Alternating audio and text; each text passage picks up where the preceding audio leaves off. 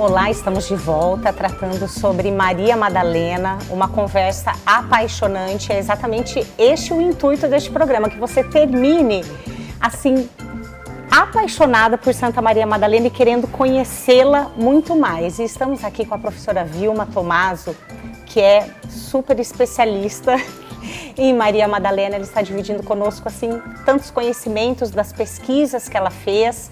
E professor, eu já queria voltar perguntando, indo já mais para esse lado da arte, se houve alguma mudança na forma de retratar Maria Madalena ao longo do século, se ela sempre foi retratada da mesma forma ou se teve sim uma mudança aí na arte da Maria Madalena. Nossa, muito boa sua pergunta, Vivi, muito boa, porque houve. Houve. E exatamente isso que eu conto também no livro, né? Logo no primeiro milênio, Maria Madalena era muito querida, ela era veneradíssima pelos cristãos, porque eles entendiam que ela era uma igual. Se ela tinha pecado, ela tinha amado e tinha sido perdoada, e mais, ela foi a privilegiada em João, né, em ver o Cristo ressuscitado. Ele apareceu primeiro para ela. Então, ela era muito querida. E como é que eles representavam Maria Madalena e como é que eles mostravam esse afeto, essa veneração por essa santa? Ela era sempre muito bonita, ela era sempre muito bem vestida e às vezes bem adornada com joias. Porque não era uma questão de luxo, era de mostrar, era assim como se as vestes dela mostrassem a nobreza da alma dela, a nobreza da alma, né? A santidade dela, é como isso, né? Aí, infelizmente, século XVI, acontece a Reforma Protestante. E os nossos irmãos protestantes, eles rejeitam os sacramentos, né, da Igreja Católica, principalmente da confissão. Eles acham que não precisa haver a mediação da Igreja, você fala diretamente, não precisa ter a mediação, né, da Santa Madre Igreja. Então, no Concílio de Trento, eles resolveram, por exemplo, falar com os artistas para representar Maria Madalena como aquela que tinha se arrependido, tinha se confessado com o próprio Cristo, vamos dizer assim, e fez penitência. E depois eu falo um pouquinho, se vocês quiserem, sobre a legenda áurea, porque é uma história linda da tradição da Igreja Católica, né? É uma tradição bem bonita mesmo. Então, o que aconteceu? Bom, mas se ela era toda bonita, penteada, cabelo, né? Joias, roupas bonitas, como é que ia fazer?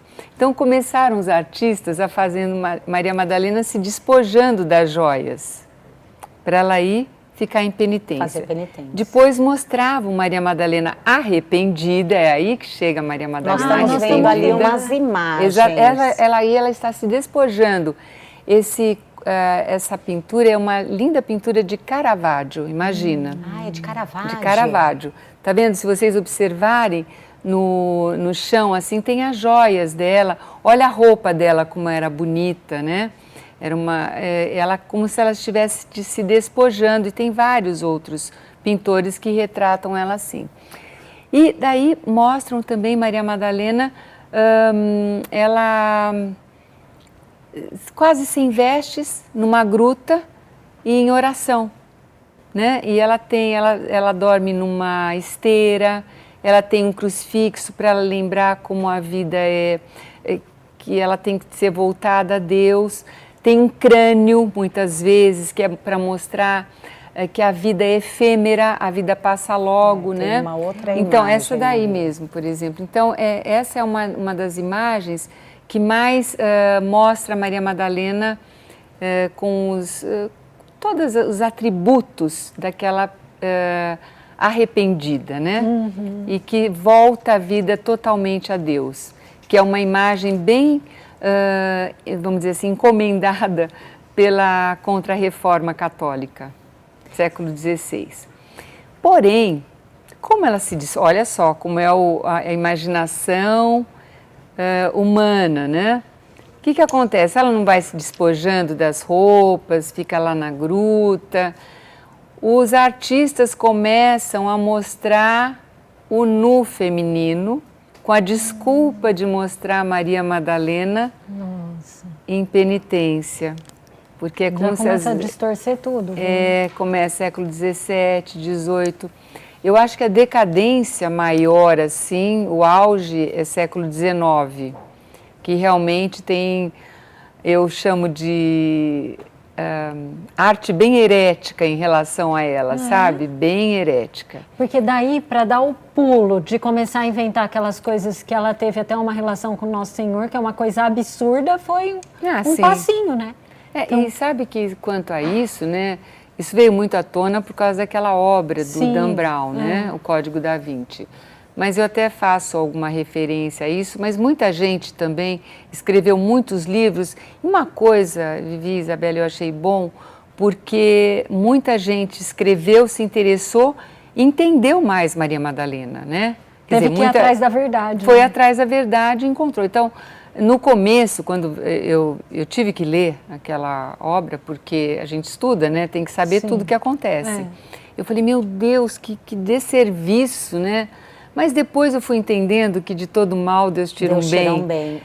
Houve muitos livros, muitos debates, muitas pessoas que foram saber quem era Maria Madalena, quem foi à busca da verdade encontrou. Isso você explica um pouquinho aqui no seu livro? Explico. E, gente, para quem começou agora, né, a assistir aqui, ligou a TV, a gente está com a Vilma Tomaso. Ela está explicando para a gente sobre Maria Madalena, essa grande santa da nossa igreja, e que é um exemplo para a gente de mudança de vida e de adesão a nosso Senhor Jesus Cristo, com todo o amor do nosso coração, né? E com ele até o fim.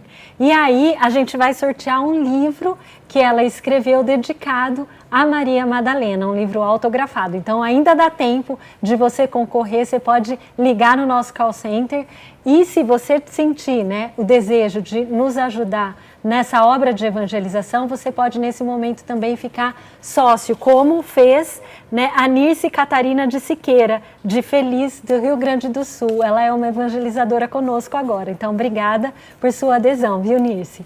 E aí a Vilma deixou aí um gostinho da Legenda Áurea, né? Essa história é linda. Então conta pra gente. Essa história, ela foi compilada, essas histórias foram compiladas, essa e de outros santos, por um frei dominicano chamado Jacopo da Varazzi. Esse é italiano, né? Ele escreveu várias vidas de santos e ele tinha uma forma diferente. Ele começava pelo nome, o que significava o nome. E de Maria Madalena é muito bonito. A obra dele chama-se Legenda Áurea. E pasmem, esse livro foi lançado no Brasil no ano 2000. Essa Legenda Áurea, que é um livro do século XIII. E foi um best-seller. Demorou um pouquinho, então, né, para chegar. Não, mas foi lançado no Brasil. Graças a Deus. Eu achei, assim, foi a Companhia das Letras que lançou. Eu, na época, lógico, comprei, né? O meu é do ano que saiu, 2000. Eu falei, gente, que coragem de uma editora lançar um livro de santos no ano 2000. Sim. Eu achei o máximo. E tem um capítulo dedicado a Maria Madalena que conta essa Legenda Áurea. Não é dele a Legenda Áurea, ele compilou tudo. Essa legenda é mais antiga que ele. Só que esse livro dele se tornou um best-seller. Bom, Vilma, como é que você sabe que antes da imprensa, né, que foi século XVI, esse livro foi um best-seller? Simples, porque encontraram muitos exemplares dele. Então, lógico que muita gente tinha. E essa história da tradição da igreja, tradição com letra maiúscula, com T maiúsculo, ela conta o seguinte, que Maria Madalena, Marta, Lázaro, Maximino e uma funcionária de Marta foram colocados numa embarcação sem leme, sem vela, à deriva, pelos romanos. Olha a imagem representando. Para morrerem no mar, porque eles estavam evangelizando muito. E essa evangelização deles estava incomodando os romanos, né? Então eles foram deixados à deriva. Quis a providência divina que eles fossem parar em Marsella. Marsella, sul da França, na Provença, né? E em Marsella eles chegam, tem o muro da cidade, eles ficam parados até que conseguem abrir. Eles evangelizam aquela região. E Maria é uma história linda. Eu fiz um pequeno resumo no livro, né? O rei se converte, a rainha que era estéril consegue ter o filho. Bom, eu não vou dar spoiler da legenda aula. Mas quando ela acha que acabou a missão dela, ela fala para Maximino. Olha lá. Então, se puder parar nessa imagem, eu vou explicar. Ela fala para Maximino: olha, eu vou para uma gruta, vou me afastar e vou viver só em oração para Jesus, para Deus. Como se ela fosse ficar em penitência. E ela era levada, os cabelos crescem, a veste dela são os cabelos, olha que interessante, porque ela se despoja de tudo. E ela, 7 vezes ao dia, nas horas canônicas, ela é levada pelos anjos ao céu. Naquela imagem, um dia, um monge que também se afastou para ficar em oração, ele vê Maria Madalena voltando do céu, trazida pelos anjos. Olha! Aí ela vê que ela é vista, né? Olha que bonita, ela vê que ela é vista pelo monge, ela chama o monge e fala: olha, você me faz um favor, fala para Maximino que eu vou descer, vou comungar, né? E porque minha vida aqui acabou e ela vai morrer, né? Então ela desce, ela vai lá, faz a comunhão dela e realmente ela morre. Teria falecido então ali no sul da França. Sim, morreu, foi enterrada ali. Mas, como eu falei, Maria Madalena, que é muito querida, ela está nesse lugar, em Saint-Baume, ela está na Provença, né? Está também na Borgonha, ela está na Borgonha, que é uma igreja chamada Vézelay, que eu coloco lá. Ela está também em Éfeso. Então, por isso que eu falei que ela é muito querida. E eu estudei quando eu fiz teologia com os dominicanos, tinha um frei chamado Frei Gilberto Gorgulho, que ele é um dos coordenadores da Bíblia de Jerusalém, e ele falava assim: Vilma, morei 8 anos com a Madalena, dormi 7 anos com ela. Eu falava: como, Frei Gorgulho? Porque ele estudou na França e tinha o convento que era ali onde estão as relíquias, tem algumas relíquias de Maria Madalena. Agora, e você foi visitar? Sim, fui para Saint-Baume, fui para Saint-Maximin, fui para Vézelay, que é outro lugar onde ela está. Ainda não fui para Éfeso, mas se Deus quiser, eu irei. Falta Éfeso, que é a casa de Nossa Senhora, né? Porque também tem outra tradição que conta isso. Então, essa é uma história muito bonita de Maria Madalena, e tem uma coisa interessante também. Quem toma conta dessa gruta de Saint-Baume, que é na França, são os dominicanos. Aí, se você perguntar para um frei dominicano se Maria Madalena foi para a França, como é que Maria Madalena saiu lá da Galileia, né, e foi para a França, eles falam: se ela veio para cá, porque eles estão lá na França, eu não sei, mas que ela está aqui, ela está. Então... Ou seja, foi. Sabe, porque tradição também são histórias que estão além do nosso raciocínio, né? A gente precisa entender também esse símbolo, o que significa isso, né? É verdade. Eu acho que tem uma imagem, vamos ver se lá. Essa é a imagem do relicário em Éfeso, é isso? Não, não é de Éfeso. Essa não? Essa é de Vézelay. E o que é exatamente? Aí é um osso de um braço. Dela? É. Em Éfeso também tem? Em Éfeso tem. Em Roma tem o pé.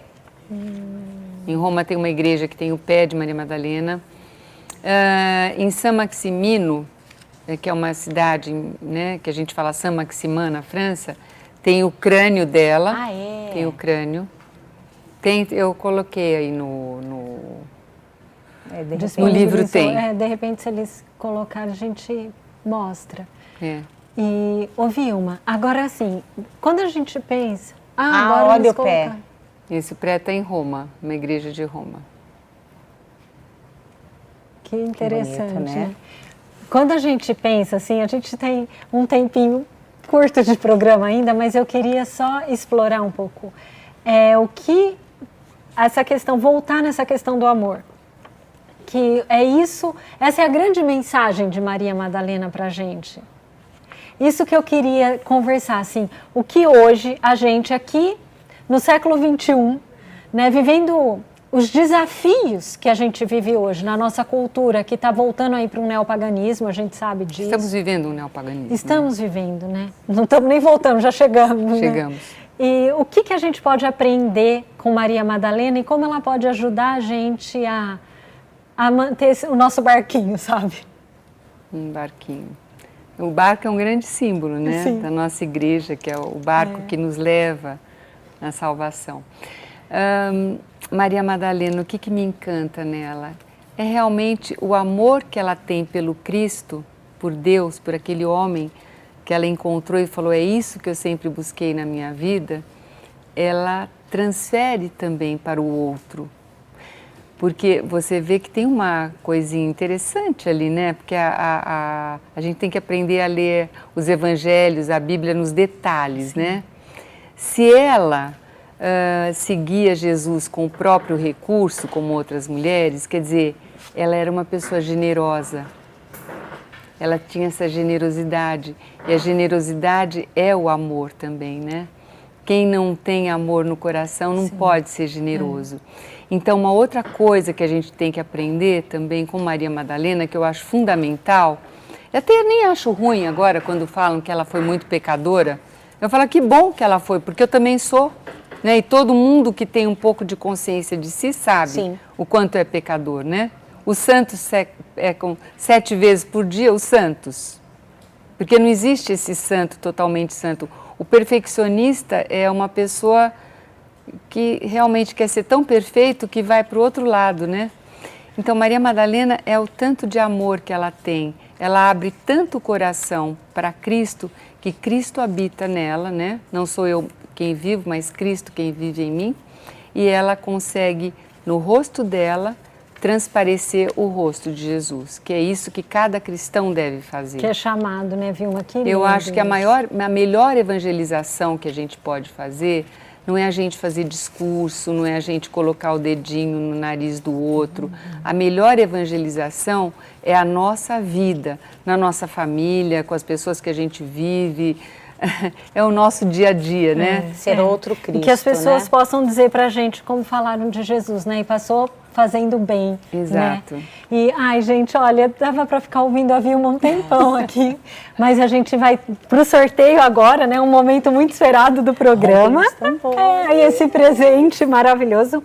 E antes eu queria agradecer a 3 novos sócios, né? Além da Nitsa, a Maria da Glória Duarte Miranda, de Campinas, São Paulo, a Maria José Godoy de Luca, de Valinhos, e a Sônia Maria da Silva Oliveira, de São Paulo. Então, todas aqui também com todas as ligações, e a Vilma vai sortear aí um papelzinho dela para ela, para a gente ver quem... responsabilidade, meu Deus. Pode ler, Vilma, para a gente. Eu vou ler. Para ver quem que vai receber esse presente em Luciana Pereira Queirogo, ou Queirogo. Da onde é? É de Americana, São Paulo. Parabéns, Luciana. Parabéns, Luciana. Vilma, obrigada. Mais uma vez eu e a Vivi, né, a gente quer agradecer muito a sua presença, de iluminar um pouco a nossa jornada nesse mundo com essa pessoa tão importante da nossa Santa Igreja, que às vezes passa despercebida e é tão injustiçada, né, Vivi? É injustiçada, e a própria igreja, como ela é injustiçada quando diz da forma de tratar as mulheres. Olha o que Cristo fez. após ressuscitado, a quem ele apareceu. É né? verdade, Vivi. A quem muito pecou e a quem muito amou, uma mulher. Foi ela que foi responsável, né? Apóstolo apostolaram. Coisa mais linda. Ninguém pode falar isso da Santa Igreja mesmo, porque a pessoa humana mais importante é Nossa Senhora, Nosso Senhor ressuscita e aparece para uma Maria mulher. Madalena. Poxa vida. Não tem como ser mais valorizado. Exatamente, né, E, gente, se vocês quiserem rever esse episódio que está tão rico, é só acessar o nosso site www.rs21.com.br/naverdade.